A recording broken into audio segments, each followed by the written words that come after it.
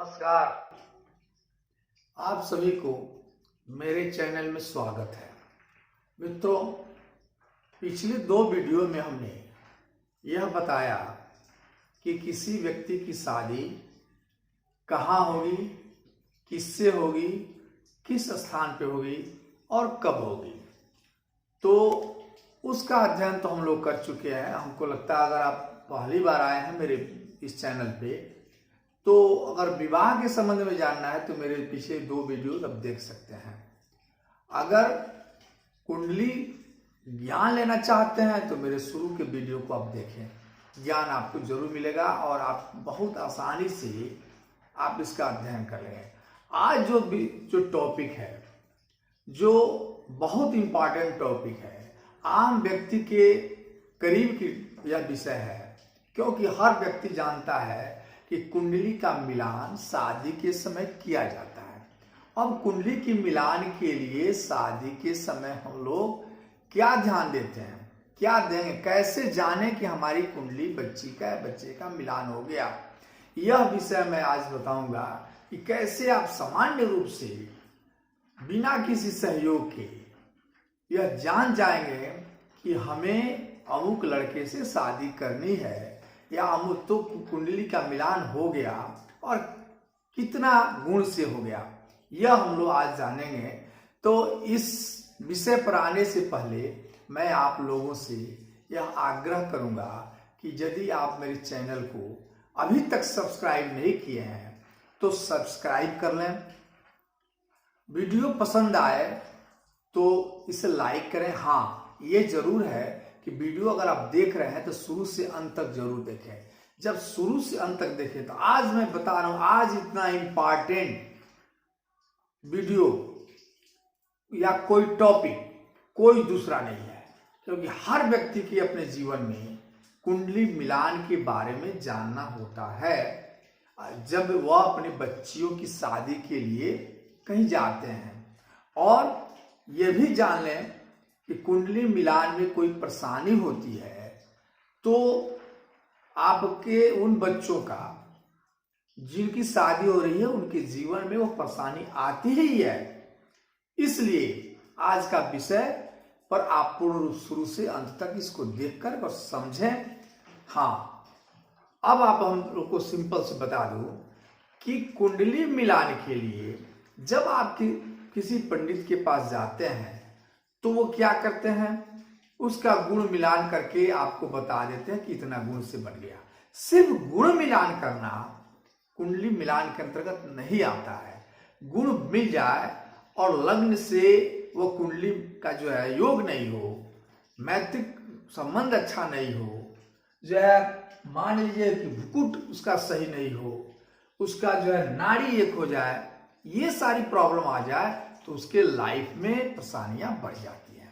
ठीक है, इसलिए आज हम लोग इस विषय पर आते हैं और पूर्ण रूप से ज्ञान करेंगे। कुंडली मिलान के लिए 3 बिंदु को देखना जरूरत होता है। एक अष्टकूट मिलान होता है, दूसरा लग्न कुंडली होता है और तीसरा नवमांश। ये 3 तरह से कुंडली मिलान किया जाता है। सबसे पहले अष्टकूट मिलान हम लोग जो सामान्य सर्वमान्य है उसको देखा जाए। अष्टकूट मिलान में 8 चीजों पर ध्यान दी जाती है।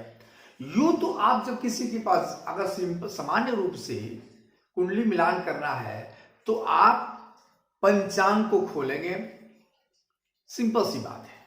और किसी भी लड़के या लड़की कुंडली में नक्षत्र दिया रहता है तो किस नक्षत्र में वो बच्चा पैदा हुआ है तो उस नक्षत्र को देखेंगे, उसकी चरण को देखेंगे। और पंचांग में एक सब्जेक्ट होता है कि नक्षत्र का लोपन, उस पर जाएंगे। एक वो पैरा होता है और उसमें जो खड़ा लाइन होता है, नक्षत्रों का जो विवरण होता है वह लड़के का होता है और नीचे जो डाउन होता है वो लड़कियों का होता है। तो लड़के का नक्षत्र और लड़की के नक्षत्र से आगे जब बढ़ेंगे, जिस बिंदु पर जाएंगे, वहां जो दिया रहता है कि 12, 16, 20, 22, 36 मैक्सिमम दिया रहता है, तो वह जाने कितना गुण से बन गया है। यह तो सिंपल तरीका हुआ कि आप किसी भी व्यक्ति की कुंडली मिलान के लिए अगर आप कुछ नहीं कर रहे हैं तब ये करेंगे। लेकिन डीपली जाने के लिए, अंदर जाने के लिए, अष्टकूट मिलान के लिए 8 चीजों पर ध्यान दिया जाता है। 36 गुण होता है, इतना तो आप ध्यान रखें। और एक चीज, कॉपी कलम उठा लें। पहले वर्ण देखा जाता है, फिर वैश्य देखा जाता है, फिर तारा देखा जाता है, फिर जो योनि देखी जाती है, फिर मैत्री देखी जाती है, फिर गण देखा जाता है, भुकुट देखा जाता है और नाड़ी देखी जाती है। ये 8 चीज हो गया। ये 8 का जो क्रम है वैसे वैसे इनकी गुण है। यानी वर्ण 1 गुण का होता है, वैश्य 2 गुण का होंगे, तारा 3 गुण के होंगे, योनि 4 गुण का होगा, मैत्री 5 गुण, गण 6, भुकुट 7 और नाड़ी 8। ये टोटल जब काउंट करेंगे 36 हो जाएगा। ठीक है। अब ये जानिए कि 36 गुण में 50% यानी 18 गुण का जब हो जाता है कोई कुंडली, तो यानी 50% जब मिलान हो जाती है दोनों का, तो उसको हम लोग कह देते हैं कि शादी करने योग्य है, क्योंकि 50% दोनों का मिल रहा है। 50% से यानी 18 से अगर किसी कुंडली को जानना है तो 18 से 25 जब जाएगा तो 70% यानी मिलान हो गया। 25 से 30 यानी 90% और 30 से 36 100% परफेक्ट कुंडली मानी गई है। अब यहां आते हैं कि जो 8 तरह के दिए गए अष्टकूट मिलान में, उसमें और सब बहुत ध्यान देने योग्य नहीं कि वर्ण वैश्य। वर्ण को देखने के लिए क्या, वर्ण से क्या होता है, कार्य क्षेत्र के बारे में देखा जाता है कि बच्चा का चाहे लड़की का कार्य क्षेत्र क्या हो सकता है। तारा से भाग्य के बारे में देखा जाता है और योनि से उसकी मानसिकता को देखी जाती है। इसके बाद से मैत्री जो होता है वो अनुकूलता को देखी जाती है। तो ऊपर से छोड़ दें, 4 जो नीचे दिए गए मैत्री, गण, भुकुट और नाड़ी, ये इंपॉर्टेंट होता है। इसका मिलान अति आवश्यक होता है।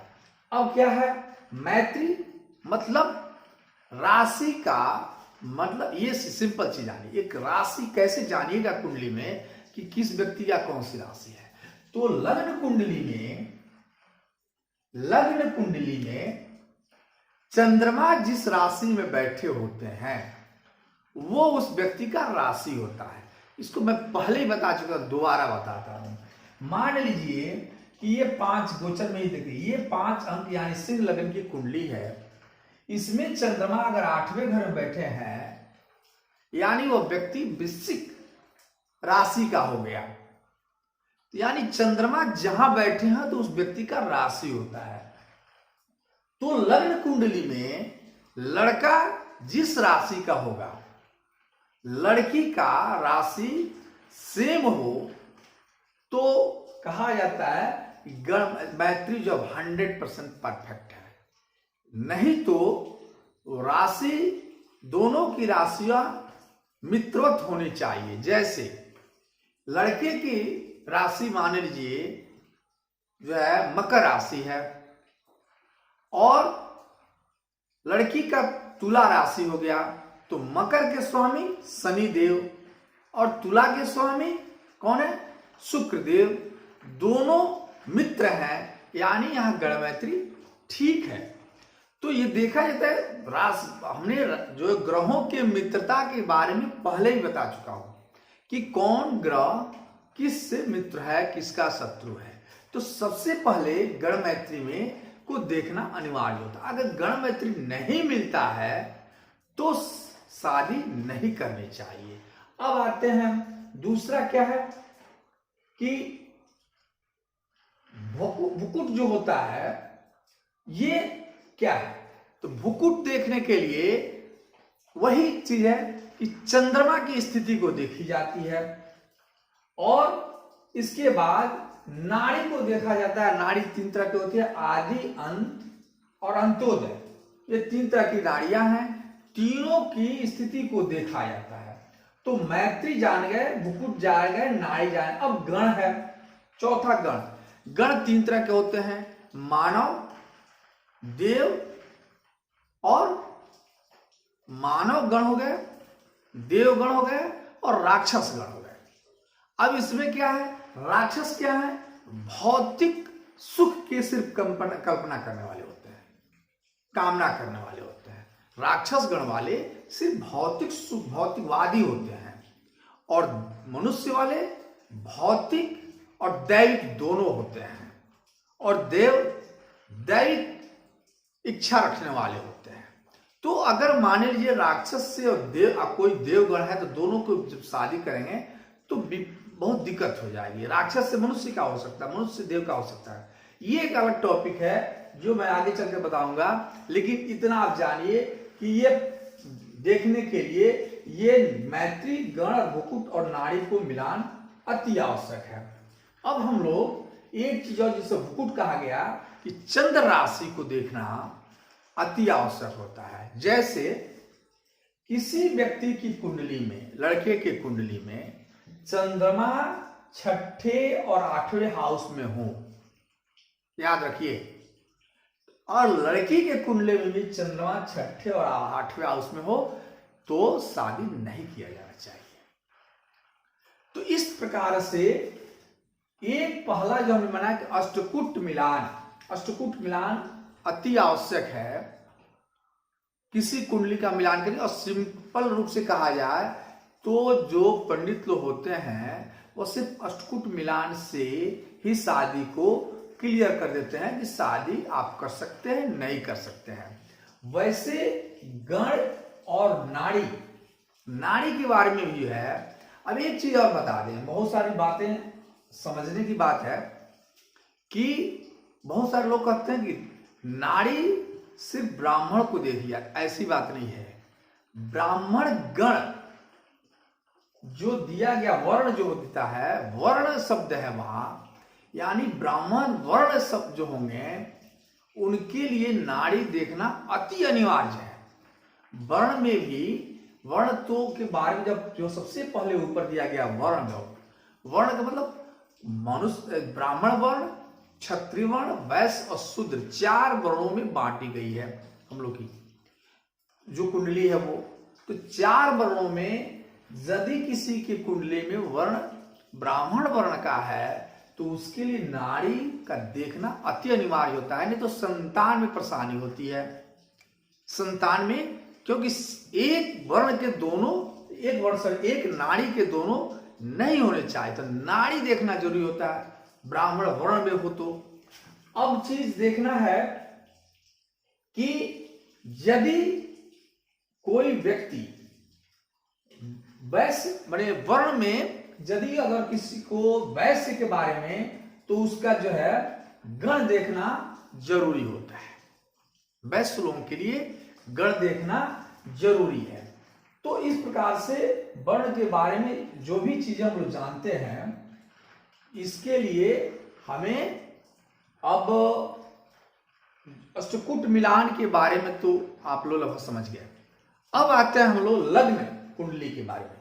अष्टकूट मिलान के बाद लग्न कुंडली को देखना अति अनिवार्य होता है। किसी के कुंडली में यदि कुंडली मिलान कर रहे हैं तो कुंडली में जो है लग्न कुंडली का मिलान परम आवश्यक है। अब उसके लिए क्या करेंगे आप याद कीजिए, लग्न भाव को, 7वें भाव को, 8वें भाव को, मतलब लग्न को, सुख भाव को, 7वें भाव को, 8वें भाव को और 12वें भाव को, इन 4 भावों पे में शादी के बारे में ध्यान देना अति आवश्यक होता है। लग्न से क्या देखा जाता है कि लड़की का कैरेक्टर क्या है, उसकी चरित्र के बारे में जानना अति आवश्यक है, इसलिए लग्न को देखा जाता है। और चौथे घर से सुख के बारे में देखा जाता है कि यह बच्चा अपने जीवन में भवन, वाहन आदि का सुख पाएगा कि नहीं पाएगा।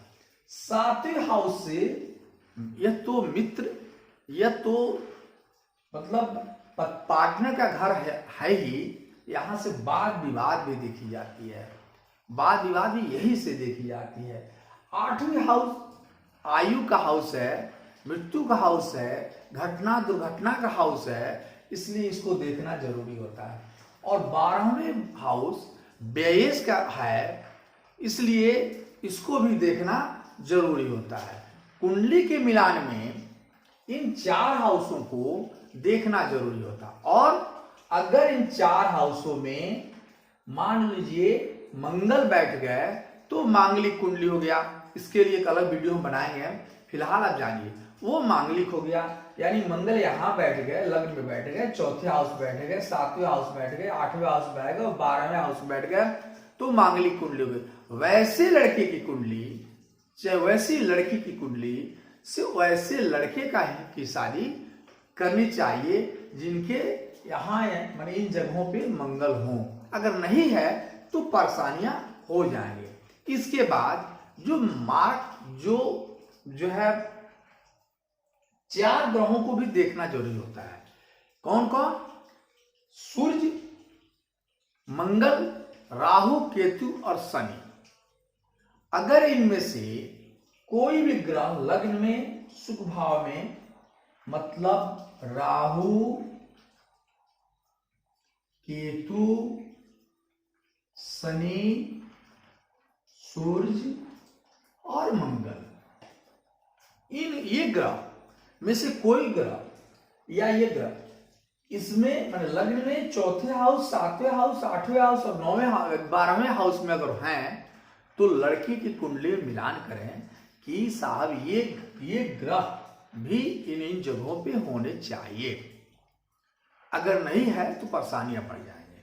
तो इन जगहों में से होनी चाहिए। मान लीजिए अगर यहाँ शनिदेव है तो लड़की कुंडली में यहाँ शनिदेव हो तब शादी का स्टेप बढ़ाया जाता है, अदरवाइज परेशानियां बढ़ जाती हैं।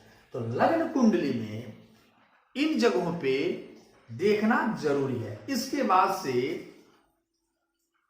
संतान का घर 5वां घर होता है। संतान के लिए शादी अनिवार्य भी है। जीवन की सफलता पाने में संतान का होना भी आवश्यक माना गया है। तो 5वें हाउस का भी ध्यान रखना जरूरी होगा कि ये जो जातक है जिसकी हम शादी करने जा रहे हैं उसके कुंडली में संतान का योग की स्थिति क्या है। तो इसके लिए 5वें हाउस को भी देखना जरूरी है। लेकिन मोस्टली पहला, चौथा, 7वां, 8वां, 12वें हाउस को ही देखा जाता है। इसके अलावा 7वां हाउस के स्वामी जो विवाह के कारक हैं, जो यहाँ इसके स्वामी है, माने यहाँ 4 अंक लिखा है यानी कर्क राशि। ये अगर ये कुंडली होती तो अगर 4 अंक यहाँ लिखा है यानी कर्क राशि, इसके स्वामी, शादी के स्वामी चंद्रदेव हो गया। तो 7वें घर में बैठे हुए जो भी राशि है, ध्यान दीजिए, 7वें घर में बैठे हुए जो भी राशि है उनकी पोजीशन क्या है ये देखना जरूरी है। अगर वह 6ठा घर में, 8वीं घर में जाकर बैठ गया है, 6ठे घर 8वें घर में जाकर बैठ गया है तो उसके लिए शादी नहीं करनी चाहिए। यानी शादी समस्या एकदम नहीं करेंगे, नहीं करनी चाहिए, उसका निदान कराना जरूरी होता है। ठीक है, इस तरह से लग्न कुंडली से इन सब बातों पर ध्यान रखना जरूरी है। कुंडली मिलान के लिए मैं जो बता रहा हूं समझ लीजिए, अन्य जगहों पे थोड़ा कठिन होगा जानना, क्योंकि मैं कई जगह से, कई अध्ययन के बाद, कई विषय को लेकर के एक जगह संचित करके किस चीज को बताता हूं। अब हम लोग आते हैं लग्न कुंडली की स्थिति जानने के बाद उस व्यक्ति के नौमांस में लग्न और 7वें हाउस को भी देखा जाता है। लग्न और 7वें हाउस को देखा जाता है। क्यों? मान लीजिए कि लग्न में, कुंडली में लग्न की स्थिति खराब है, 7वें हाउस की स्थिति खराब है, तो नौमांस में इसकी पोजीशन क्या है ये देखना जरूरी है। नौमांस में इसकी स्थिति क्या है। तो नौमांस में अगर अच्छा है तो फिर शादी किया जा सकता है। तो इस प्रकार से कुंडली मिलान के लिए हमें अष्टकूट मिलान जो हमने बताया, लग्न का मिलान और नौमांस का मिलान करना जरूरी होता है। एक चीज मैं फिर से बता रहा हूं आपको, आप भी समझिए इस बात को कि बहुत सारे लोग कह देते हैं कि ब्राह्मण के लिए नाड़ी ही देखा जाता है, अन्य के लिए नहीं।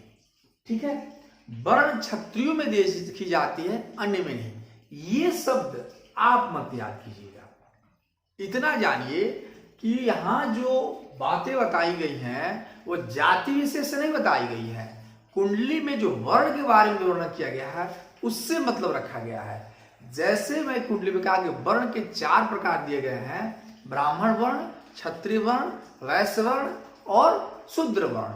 तो ब्राह्मण वर्ण यदि लग्न कुंडली में है तो उसके नाड़ी को निश्चित देखना चाहिए, क्योंकि वहां अगर नहीं देखते हैं तो फॉर फ्यूचर अगर नाड़ी एक हो जाती है किसी तरह से तो शादी में जो संतान का जो हो दिक्कत है वो परेशानियां बढ़ जाएंगी। ठीक उसी प्रकार से अगर कोई क्षत्रिय वर्ण का है तो उसके वर्ण के बाद वर्ण मिलान जरूर करना चाहिए कि अगला किस वर्ण का है। अब मान लीजिए कि अगला जो लड़की है वो ब्राह्मण वर्ण की हो और आप शूद्र वर्ण से शादी कर रहे हैं, तो लेकिन अगर क्षत्रिय वर्ण है और शुद्ध वर्ण से शादी कर रहे हैं तो परेशानियां, क्योंकि क्षत्रिय जो पराक्रम के वो क्षत्रिय वर्ण वाले, आप ध्यान दीजिएगा, वर्ण को देखिए ध्यान से और तब पाइए। जाति से मैं मतलब नहीं कहा कि जिसके कुंडली में ब्राह्मण वर्ण है वो नेचुरली रूप से भले ही वो कितने खराब परिवार में पैदा हुआ हो जहां मांस मछली मदिरा का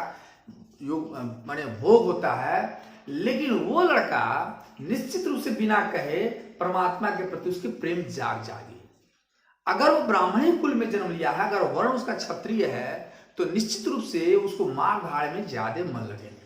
तो यहाँ ऋषियों ने इस वर्ण की व्यवस्था के बारे में, कुंडली की जो वर्ण की व्यवस्था दी उसके से कहा है, जाति से नहीं कहा है। बहुत सारे लोग इसको दिग्भ्रमित करके जातियों से जोड़ देते हैं, इसको ध्यान रखिए। इसी प्रकार से वर्ण अगर सिमिलरिटी को मिलाना, क्षत्रिय वर्ण का अगर कोई लड़का है लड़की है तो उसके वर्ण का मिलान जरूर करना चाहिए। इसी प्रकार से गण मिलान वैश्य, अगर वैश्य वर्ण का कोई कुंडली है वैश्य वर्ण की तो उसमें गण मिलान जरूरी है। क्यों? क्योंकि जो राक्षस गण के होते हैं वो बिना रिजल्ट लिए, ध्यान दीजिए, जो राक्षस वर्ण के होते हैं वो बिना रिजल्ट लिए परिश्रम शुरू करते हैं, मतलब भविष्य को जाने समझे कार्य को करने लगते हैं। लेकिन जो दैव वर्ण के होते हैं या मनुष्य वर्ण के थोड़ा दिन मिलानिए तो वो भविष्य की चिंता को जानते हुए कर्म और भाग्य को मिलाकर चलते हैं, और जो देव वर्ण के होते हैं वो तो भाग्य पर निर्धारित है। तो यहाँ जो है गण का मिलान आवश्यक होता है। यदि योनि के बारे में, यदि कोई व्यक्ति शूद्र वर्ण का है तो उसका योनि सिमिलर मिलान निश्चित करना चाहिए। तो 4 चीज याद कर लीजिए। अगर ब्राह्मण वर्ण का है तो उसके नाड़ी का मिलान निश्चित होनी चाहिए। अगर वो क्षत्रिय वर्ण का है तो उसके वर्ण का मिलान निश्चित करना चाहिए। अगर वो वैश्य वर्ण का है तो उसका गण मिलान निश्चित करना चाहिए। और अगर वो शुद्ध वर्ण का है योनि मिलान निश्चित करना चाहिए। ये ध्यान रखना चाहिए। इस प्रकार से मैंने यथासंभव कुंडली मिलान के बारे में आप सभी को बताया। अगर आपको मेरी कुंडली से कुछ समझ से कुछ दिखते परेशानी हो, कमेंट बॉक्स पर जाएं और कुछ कमेंट जो लिखना है, क्या परेशानी हुई, क्या बात समझ में आई, उसको आप कमेंट करें। वीडियो पसंद आई हो तो लाइक कर दें। फिर हम लोग नेक्स्ट वीडियो में मिलेंगे। नमस्कार।